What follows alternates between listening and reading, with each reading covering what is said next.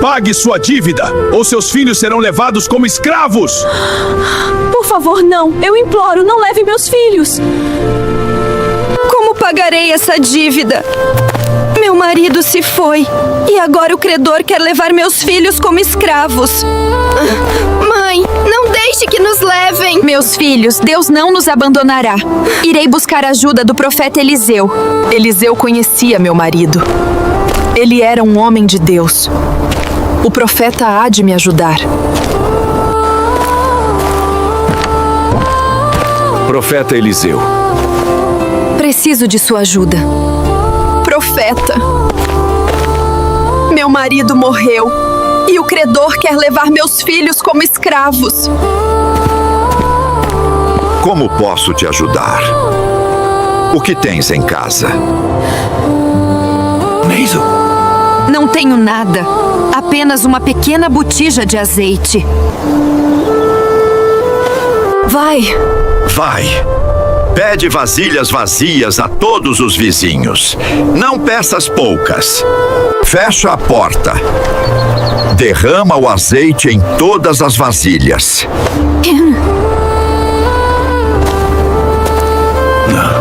Farei tudo conforme ordenaste, homem de Deus. Vizinha, podes me emprestar vasilhas vazias? Toma estas jarras, Naamã. Que Deus te abençoe. Por favor, tens vasilhas para me emprestar? Leva estas também. Que o milagre aconteça. Mãe, conseguimos muitas. Mãe, por que tantas vasilhas? O profeta nos instruiu. Confiem em Deus. Coloquem todas aqui com cuidado. Quantas vasilhas, mãe?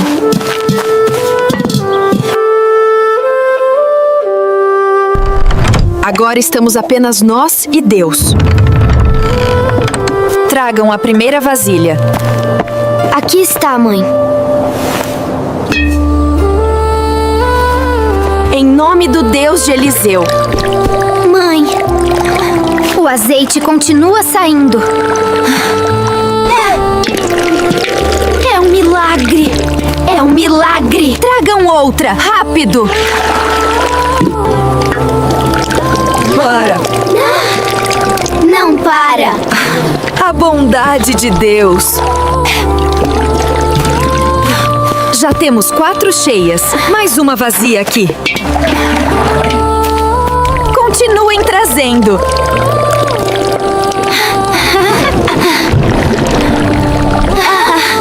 Há mais alguma vazia? Essa é a última, mãe. Parou. O azeite parou exatamente agora. Olá, viúva, como está? Chegou o dia! Viemos levar seus filhos. Ou você tem o dinheiro? Não vão levar meus filhos. Deus fez o milagre. Como assim? Tomem seu dinheiro e vão embora. Que Deus os acompanhe. Glória a Deus! Ele ouviu nossa oração e nos livrou. Louvado seja o Senhor!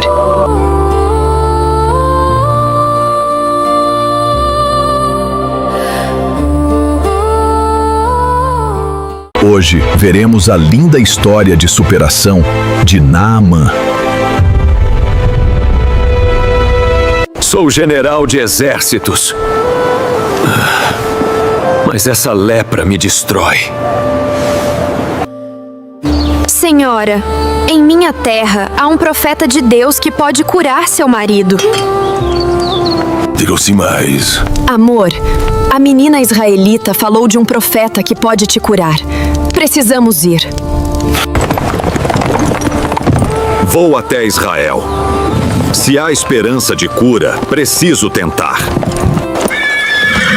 Vá com fé, meu amor. Volte curado. Voltarei curado ou não voltarei? Vim ver o profeta Eliseu. Sou Naamã, general da Síria. O profeta Eliseu diz: vá se banhar 7 vezes no Rio Jordão. Só isso? Ele nem vem me ver? Pensava que ele sairia e faria oração. Os rios da Síria são melhores. Senhor, acalme-se! Senhor, se fosse algo difícil, o farias. Por que não algo simples? Tens razão. Vamos ao Jordão. 7 vezes. Que assim seja.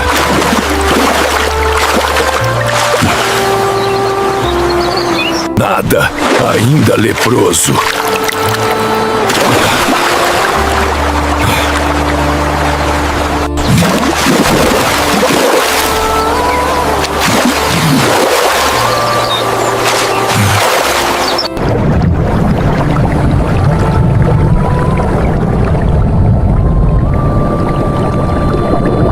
Curado.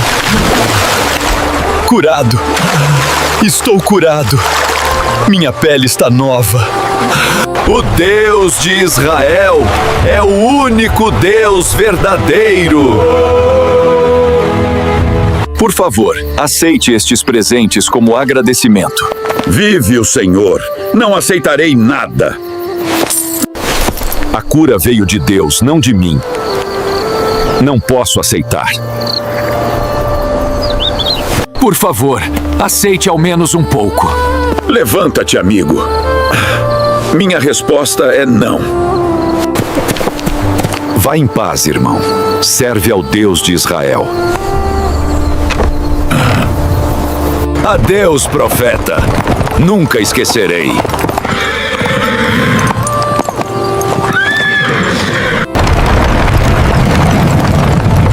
Meu mestre deixou toda essa riqueza ir embora. Por que desperdiçar? Vou atrás dele e pegarei algo para mim.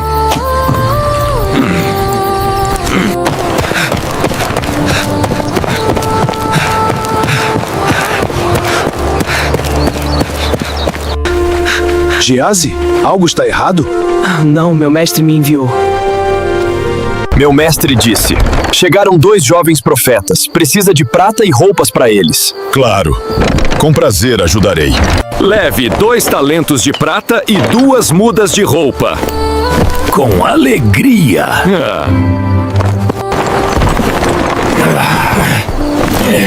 Que o Senhor abençoe sua generosidade, Senhor. Vá em paz. Muito obrigado. Muito obrigado.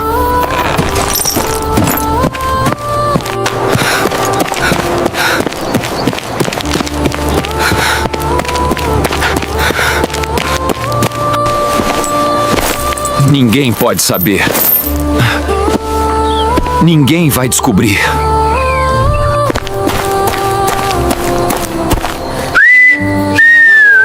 Boa noite, mestre. Tudo tranquilo? Geazi, onde você esteve? Eu? Não. Não fui a lugar nenhum, mestre. Seu servo não foi a lugar algum, mestre. Fiquei aqui o tempo todo. Não estava meu coração contigo quando Naamã voltou. Vi tudo, Geazi. Perdão, mestre. Perdão, eu pequei. A lepra de Naamã se pegará a ti e a tua descendência para sempre. Não. Minha pele. O que está acontecendo? O que fiz? O que fiz com minha vida? E Geazi saiu leproso, branco como a neve, para sempre. Estou em casa.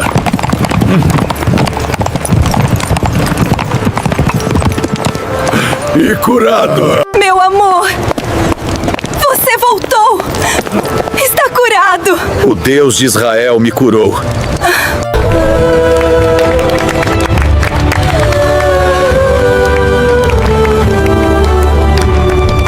E todos viveram felizes para sempre.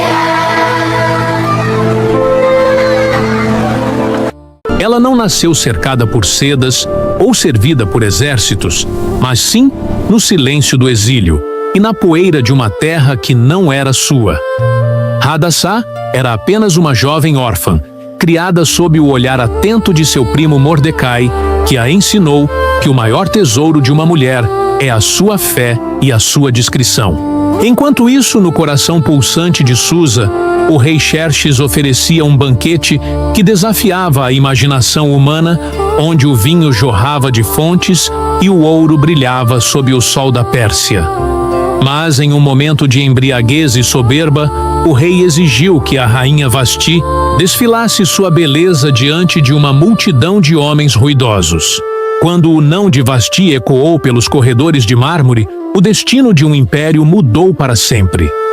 A rainha foi banida, e um vazio perigoso surgiu no trono, deixando o rei em uma busca frenética por uma substituta que fosse tão submissa quanto bela.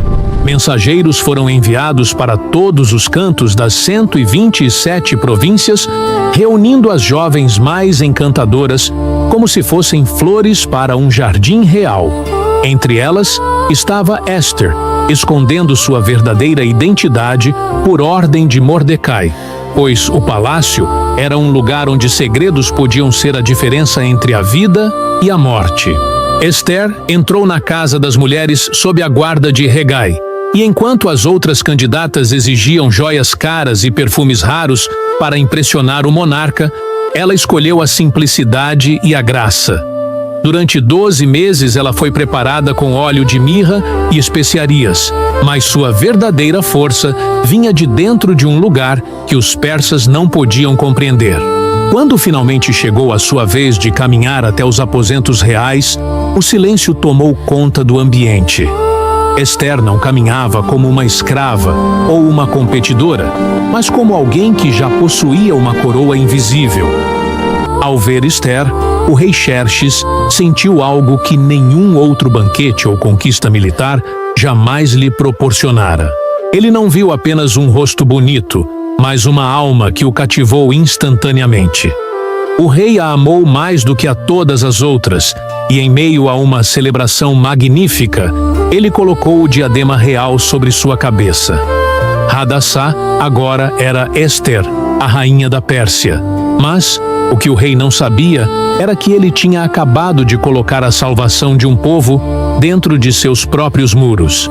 Mordecai passava seus dias à porta do palácio vigiando sua protegida. E foi ali, em um dia aparentemente comum, que ele ouviu o sussurro de uma traição. 2 oficiais planejavam assassinar o rei na escuridão de seus aposentos. Mordecai agiu rápido e enviou o aviso por meio de Esther, salvando a vida do soberano. O evento foi registrado nos livros de crônicas, mas o nome de Mordecai foi deixado nas páginas esquecidas. Mal sabiam eles que esse esquecimento era apenas uma peça no tabuleiro de um Deus que nunca dorme e que o verdadeiro inimigo estava prestes a surgir das sombras para testar a coragem da nova rainha até o seu limite final. O tempo passou, e enquanto a rainha Esther vivia entre os jardins suspensos e as tapeçarias de Susa, uma sombra densa começou a se projetar sobre o reino. O rei Xerxes decidiu promover um homem chamado Amã à posição mais alta de seu governo, ordenando que todos se ajoelhassem diante dele como se ele fosse um deus na terra. Amã era um homem consumido pela arrogância e pelo desejo de ser adorado, mas havia um obstáculo em seu caminho de glória. Mordecai, o primo de Esther, permanecia de pé e firme nos portões do palácio, recusando-se a prestar homenagem a qualquer um que não fosse o Deus de Israel. Cada vez que Amã passava e via Mordecai imóvel, sua fúria crescia como um incêndio incontrolável. Quando ele descobriu que Mordecai era judeu, seu ódio se transformou em um plano maligno de extermínio total. Ele não queria apenas o sangue de um homem, ele queria apagar toda uma nação do mapa das províncias persas. Amã então lançou o Purim, que era o sorteio das sortes, para escolher o dia perfeito para a carnificina, e depois se aproximou do rei com palavras carregadas de veneno e manipulação. Ele disse ao rei que existia um povo espalhado e isolado, cujas leis eram diferentes e que não obedeciam aos decretos reais, sugerindo que não era do interesse da coroa tolerá-los. Com uma promessa de riqueza e uma falsa justificativa de segurança nacional, o rei Xerxes entregou seu anel de selar a Amã, permitindo que ele escrevesse o destino de milhões. O decreto foi enviado por correios velozes a cada canto das 127 províncias, ordenando que em um único dia todos os judeus jovens e velhos, mulheres e crianças fossem aniquilados e seus bens saqueados.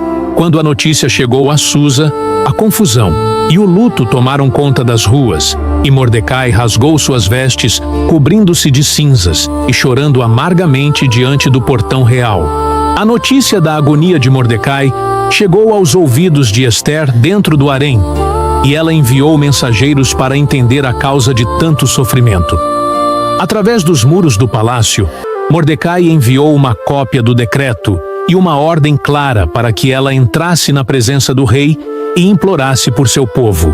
Ester hesitou, pois conhecia bem a lei de ferro da Pérsia, onde qualquer um que se aproximasse do trono sem ser chamado seria executado, a menos que o rei estendesse seu cetro de ouro. Mordecai respondeu com palavras que queimaram a alma da rainha, dizendo que se ela ficasse calada, o socorro viria de outro lugar, mas ela e sua família morreriam, alertando que talvez ela tivesse alcançado a realeza justamente para um momento como este. Ester sentiu o peso do seu destino e, abandonando o medo, pediu que todo o seu povo jejuasse por ela durante 3 dias. Com o coração batendo forte, ela se preparou para o maior risco de sua vida, proferindo a frase que ecoaria pela eternidade: "Se eu perecer, pereci vestindo sua dignidade." Ela caminhou para o pátio, onde o fio da vida e o da morte estavam separados por um único olhar do rei. No 3º dia de jejum, Ester vestiu seus trajes reais e caminhou em direção ao pátio interno, onde o silêncio era interrompido apenas pelo som de seus passos no mármore. Quando o rei Xerxes a viu de pé sob o sol, ele sentiu uma mistura de surpresa e admiração e estendeu o cetro de ouro, permitindo que ela vivesse. Ester não revelou sua petição imediatamente, mas convidou o rei e Amã para um banquete privado que ela havia preparado.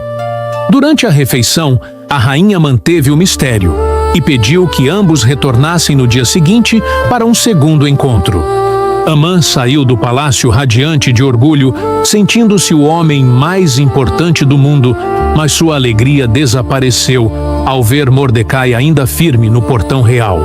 Consumido pelo ódio, ele seguiu o conselho de sua esposa e construiu uma forca de 20 metros de altura, planejando pedir ao rei a execução de seu inimigo logo ao amanhecer. Naquela mesma noite, o sono fugiu do rei Xerxes e ele ordenou que lhe lessem o livro das crônicas do reino. Como se uma mão invisível guiasse o leitor, ele ouviu novamente sobre o dia em que Mordecai salvou sua vida da conspiração dos guardas. O rei perguntou qual honra havia sido dada àquele homem, e a resposta foi: o silêncio absoluto, pois nada fora feito. Exatamente naquele momento, Amã entrava no pátio para pedir a morte de Mordecai, mas o rei o chamou primeiro e perguntou o que deveria ser feito para o homem que o rei desejava honrar. Pensando que a honra seria para si mesmo, Amã sugeriu roupas reais, o cavalo do rei e um desfile público de glória. Xerxes então ordenou que Amã fizesse exatamente tudo aquilo para o judeu Mordecai. Com o rosto pálido e o espírito quebrado, o vilão foi forçado a exaltar publicamente o homem que ele planejava destruir, preparando o terreno para sua queda definitiva. No segundo banquete de Ester, O rei insistiu em saber seu desejo, e a rainha finalmente quebrou o silêncio, clamando por sua vida e pela vida de seu povo. Ela revelou que haviam sido vendidos para o extermínio.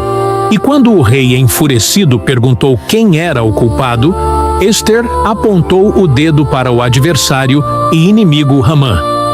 O medo paralisou o vilão, e em um instante de fúria, o rei ordenou que ele fosse enforcado na própria forca que ele havia construído. Embora o decreto original não pudesse ser anulado, Xerxes deu a Mordecai autoridade para escrever uma nova lei, permitindo que os judeus se defendessem. No dia marcado para a tragédia, a dor se transformou em vitória e o medo em celebração nacional, estabelecendo a festa de Purim como memória eterna de que, mesmo no silêncio, Deus está trabalhando. Ester permaneceu como a rainha que arriscou tudo, e Mordecai tornou-se o segundo homem no império, provando que a coragem de uma órfã e a integridade de um exilado podem mudar o curso de toda a história humana.